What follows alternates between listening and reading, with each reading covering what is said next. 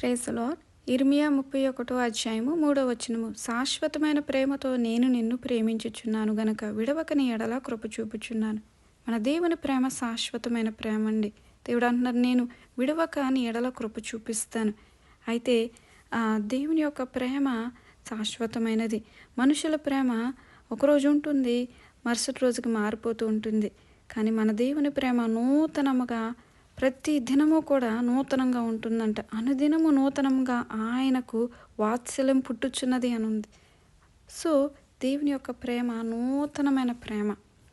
మనం ఈ వీడియో చూసుకున్నట్లయితే గనక ఈ చిన్న పాప తండ్రి ఆ మాటలకు ఎంతగానో సంతోషిస్తుంది. తన యొక్క దృష్టి తండ్రి మీదే ఉంది. చుట్టుపక్కల ఏ శబ్దం ఉన్నా పట్టించుకోవట్లేదు. అంటే మనము కూడా మన దృష్టి మన దేవుడి వైపే ఉంచాలండి. మనం ఈ లోకం వైపు చూసామా పడిపోతాం. మనం దేవుని యందు ఆనందించాలి.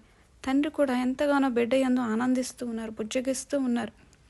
మన తండ్రి, పరమ తండ్రి మనల్ని కూడా చూసుకొని ఆనందిస్తూ ఉన్నారండి, సంతోషిస్తూ ఉంటారు. అయితే ఈ లోకపు తండ్రి ప్రేమిస్తారు, కొంతకాలం ఎత్తుకుంటారు. కానీ మన పరమ తండ్రి అయితే చెప్తూ ఉన్నారు, యెషయా గ్రంథం 46 అధ్యాయము 4వ వచనంలో, ముదిమ వచ్చే వరకు నేను నిన్ను ఎత్తుకుంటాను, తల వెంట్రుకలు నెరిగే వరకు నేను నిన్ను ఎత్తుకుంటాను, నేను నిన్ను చేసి ఉన్నాను, చంకన పెట్టుకుంటాను, నిన్ను ఎత్తుకొని రక్షిస్తాను అని దేవుడు చెప్తున్నారండి. మన దేవుడు పరమ తండ్రి ముదిమ వచ్చే వరకు, మన వృద్ధాప్యం వరకు, మరణం వరకు కూడా మనల్ని ఎత్తుకుంటారంట. ఎంత గొప్ప తండ్రిని మనం కలిగి ఉన్నాం. ఆయన మనల్ని విడవరు. శాశ్వతమైన ప్రేమతో మనల్ని ప్రేమిస్తూ ఉన్నారు. చిన్న ప్రార్థన చేసుకోవచ్చు. పరిశుద్ధుడ తండ్రి, మమ్మల్ని ఎంతగా ప్రేమిస్తున్నందుకు వందనాలు. అలాగే ప్రభా, మీ ప్రేమ కొలవాలన్నా అది ఎంతో ఎత్తైనది.